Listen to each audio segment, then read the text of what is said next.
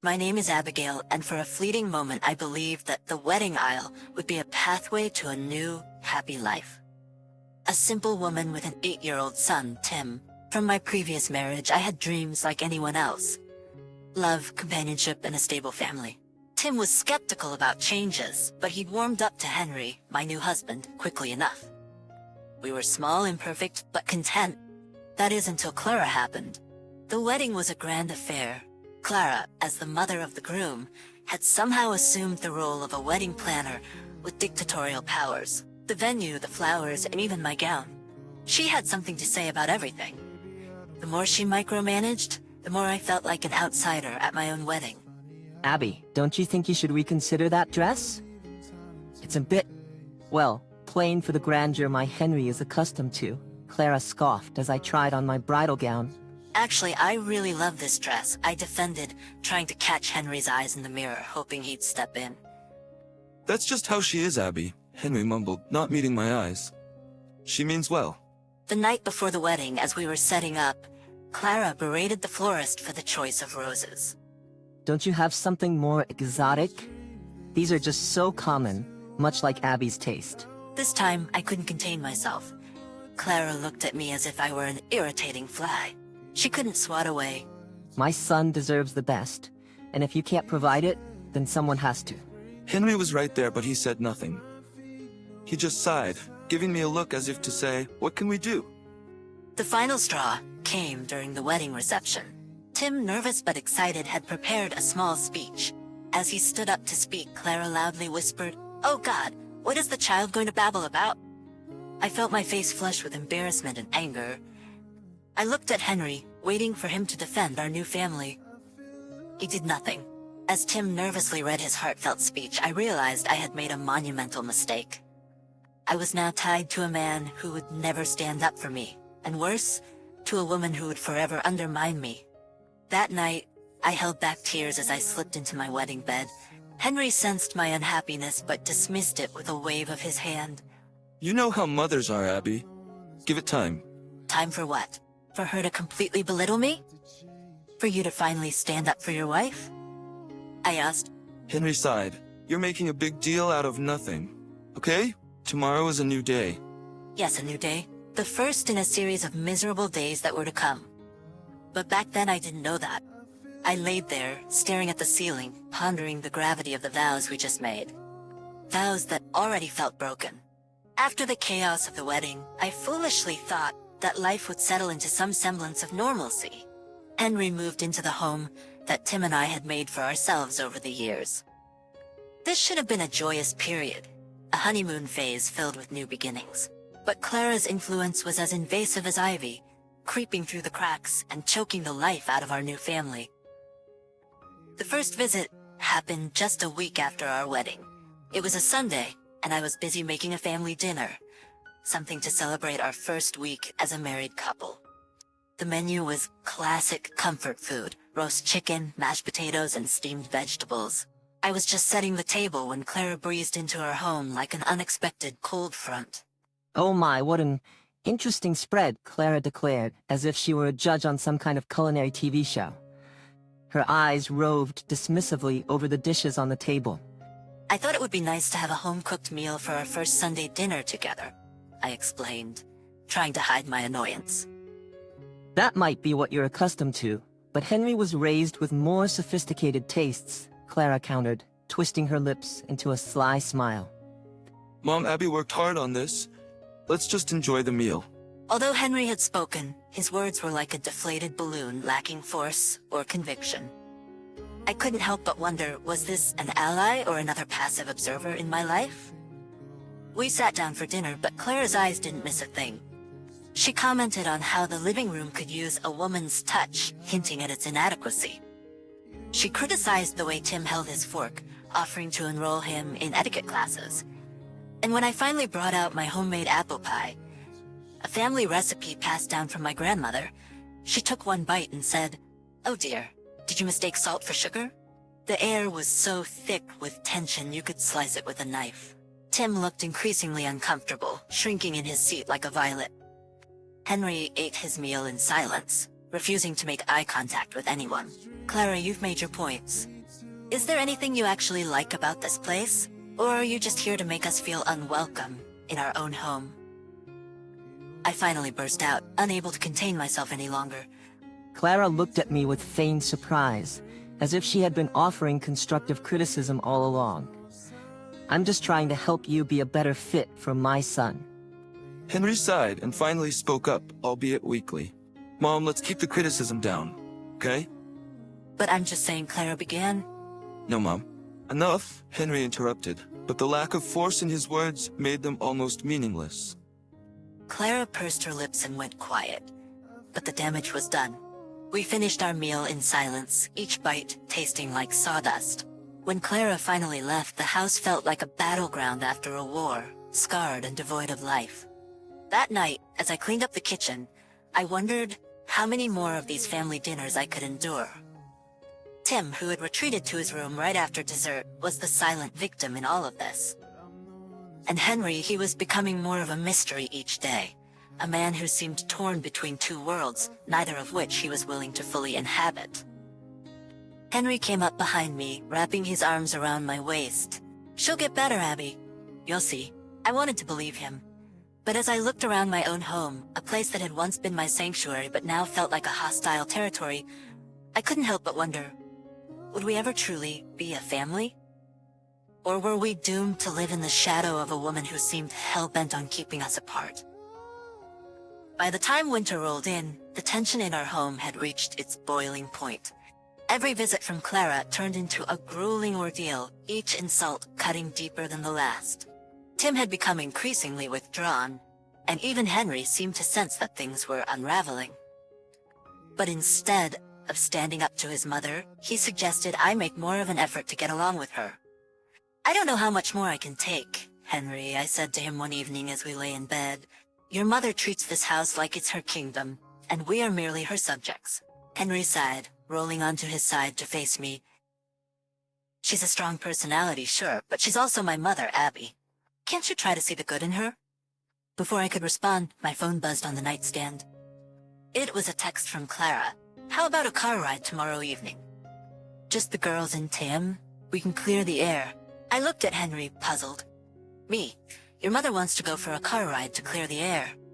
What do you think she's up to?" "I don't know, Abby, but maybe it's a good sign." "Maybe she's trying to make amends," he suggested, ever the optimist where his mother was concerned. My gut told me to decline the invitation, but against my better judgment, I agreed. What was the worst that could happen? I thought, little did I know I was walking straight into a trap. The next evening we bundled up and climbed into Clara's luxury SUV. Tim sat in the back, his face lit by the glow of his handheld gaming device, clearly wanting to be anywhere else but there. I rode shotgun, nervously fiddling with the seatbelt as Clara drove. "So where are we going?" I asked, my voice tinged with skepticism. "Just a little drive around town. It's good to talk in a neutral setting," Clara replied, her eyes focused on the road. "Neutral? Since when is your car neutral?" I thought to myself, but said nothing, hoping for the best. A half hour into the drive, Clara finally broke the silence. "Abigail, I've been doing some thinking, and it's become painfully obvious that you're out of your depth here." "Excuse me?" I replied, stunned by the directness of her insult. "You heard me. You're a divorcee with a child, trying to fit into a life you know nothing about. Henry deserves a woman who can actually add something valuable to his life," she declared, as if passing a life sentence. The audacity of her words left me breathless. I looked at Tim through the rearview mirror. He had removed his headphones and was listening intently, concerned, filling his young eyes. "Clara, you've got it all wrong. I love Henry, and he loves me. And Tim is a part of that package," I asserted, my voice trembling with emotion. "Love? What you call love, I call settling," she retorted, pulling the car to the side of the road, near a stretch of deserted land. "I think it's time for you and Tim to get out and think about what you've done to my family." "You can't be serious. It's freezing out there," I protested. "Very serious. Now get out," she commanded, her voice steely. I glanced at Tim, his face a mixture of confusion and fear, and I knew I had to protect him. As we stepped out into the cold, Clara sped off, leaving us stranded miles from home. We started walking, our steps heavy, each footfall a painful reminder of the trap we just walked into. But with each step, I also felt a new resolve forming inside me. Clara had overplayed her hand this time, and I was ready to finally end this game. The moment the car's taillights disappeared into the distance, the gravity of our situation sank in. We were stranded in the middle of nowhere under a moonless sky with temperatures plummeting. I looked down at Tim. His eyes were wide, a mix of fear and disbelief clouding his young face. Mom, why did Grandma do that? Tim's voice wavered as he spoke, his breath visible in the icy air. I don't know, baby, but we're gonna be okay. I promise, I said, mustering as much strength as I could. I took out my phone. No signal? Of course, Clara had chosen a place far removed from civilization for her cruel scheme. Which way is home? Tim asked, shivering. We're too far from our house, but my parents live about 8 kilometers that way, I said, pointing down the road that seemed to stretch into infinity. The walk was excruciating. With each step, the cold seemed to pierce deeper into our bones. We were not dressed for this kind of weather, not prepared for this brutal test of endurance. A couple of times Tim stumbled, and each time he did, my heart sank. I couldn't help but think of the irreparable damage Clara was causing, not just between her and me, but between her and her own grandson. My fingers hurt, Mom. I tried rubbing them, blowing on them, doing anything I could to bring some warmth back into his tiny red hands, but I knew we were in a bad situation that was getting worse. Finally, after what felt like an eternity, the distant lights of my parents' home flickered on the horizon like a beacon in the dark. The relief that washed over me was overwhelming, but as we reached the doorstep and I looked down at Tim's hands, my heart sank. His fingers were an alarming shade of white. Mom, Dad, we need help, I screamed as I banged on their front door. Within seconds, they were there, rushing us inside. My mother gasped when she saw Tim's hands, and my father immediately started the car to take us to the hospital. Before we left, I grabbed my phone, finally back in signal range, and dialed Clara's number. You've gone too far this time, I hissed into the phone when she picked up. Tim has frostbite because of you. I'm taking this to the authorities. There was a momentary pause on the other end. Then you wouldn't dare. Oh, I would. And I will. This ends now, I replied, hanging up. As we drove to the hospital, my father at the wheel, my mother comforting Tim in the back seat, I felt a mix of emotions. Relief that we had escaped a potentially deadly situation. Anger at Clara for what she had done. But most of all, I felt a newfound determination. Clara had unleashed something in me that she hadn't anticipated. She wanted to break me, but instead she had fortified my resolve to put an end to her reign of terror once and for all. The sterile smell of the hospital was as unnerving as always, but this time it was accompanied by a sense of urgency and dread. Tim was rushed into the emergency room, where the medical staff immediately started treating his frostbitten hands. My parents sat with me in the waiting area, their faces etched with concern and anger. Abigail, are you gonna let this go? You can't let Clara get away with this, my father urged, his voice tinged with disbelief. No, Dad, I won't let her get away with it. I've already called a lawyer. A lawyer. We're gonna sue her, I said, my voice filled with a newfound determination. I looked at my mom. Her eyes were filled with worry, but also pride. Good for you, honey. No one has the right to treat you or Tim like this. Not even family, she said. My phone buzzed. It was Henry. Abby, my mom called me, said you're making threats. What's going on? The threats, as you call them, are promises, Henry. Your mother left Tim and me in the middle of nowhere in freezing temperatures. Tim has frostbite. We're in the hospital, I replied, my voice quivering with a mix of fear and anger. There was silence on the other end. Then I can't believe she would do something like that. I'm coming to the hospital. Don't bother, I snapped, cutting the call. Minutes turned to hours, but finally, a doctor emerged from the ER. Your son is stable now. We've managed to treat the frostbite, but he'll need ongoing care and physical therapy. There might be long-term damage. I felt a range of emotions, relief that Tim was okay, but also a smoldering rage towards Clara for causing this agony in the first place. This was the turning point. There was no going back. When we returned home, my lawyer called. "We've got a strong case, Abigail. We can not only sue for emotional distress, but also for child endangerment. Let's do it. Let's make sure she can never harm anyone again," I said, resolved. Later that night, Clara called. Her voice trembled. Abigail, can we talk? "No, Clara, we can't. Your time for talking is over. See you in court." After hanging up, I felt neither satisfaction nor victory.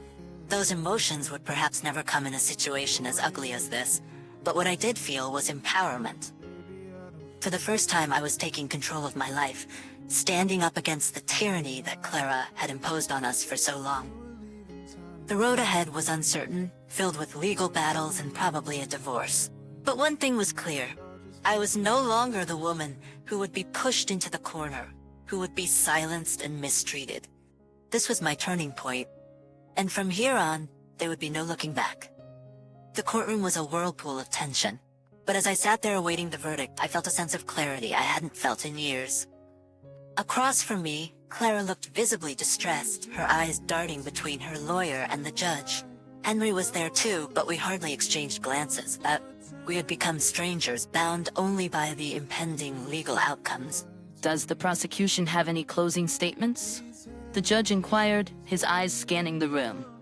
Your Honor, the evidence and testimonies clearly demonstrate that Mrs. Clara Edwards knowingly and intentionally endangered the lives of Abigail and her son Tim.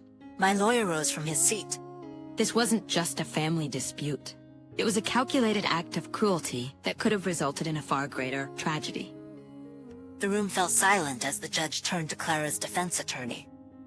Your Honor, he began, struggling to make eye contact. Mrs. Edwards deeply regrets the emotional strain she's caused her family, but she insists her actions were not intended to bring physical harm. That's irrelevant, the judge interrupted. Intention to harm or not, harm was done. The evidence is clear. As the judge retreated to his chamber for the final verdict, I felt my phone buzz in my pocket. It was a message from Henry. Are you happy now? I looked up and caught his eye. Am I happy? My son could have suffered irreparable harm. This isn't about happiness, it's about justice. After what seemed like an eternity, the judge returned. I've considered the evidence and testimonies carefully. He began, shuffling his papers. It is the court's decision that Mrs. Clara Edwards is guilty on counts of child endangerment and emotional distress. She is hereby sentenced to 2 years in a federal prison. The room seemed to both tense up and exhale at the same time, as if everyone had been holding their breath. Clara's face turned a shade paler, her eyes widening in disbelief. Henry looked lost, but at that moment I couldn't bring myself to feel sorry for him. As people started filing out of the courtroom, Clara approached me, tears streaming down her face. Abigail, can you ever forgive me? "I think you should be asking Tim for forgiveness, not me," I replied coldly. "But even if he forgives you, things will never be the same. You've lost not just a daughter-in-law, but a grandson too." Walking out of the courtroom, I felt like a weight had been lifted off my shoulders. This was not a happy ending. Too much pain had been inflicted for happiness to have a place here. But it was just ending, one that held the promise of new beginnings.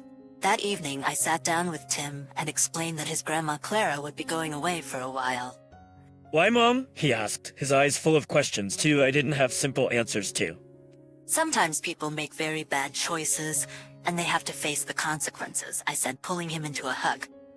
As I held him, I knew that the most challenging part of our journey was behind us. It was time to rebuild and move forward, not just as survivors, but as warriors who had faced down their demons and emerged stronger on the other side.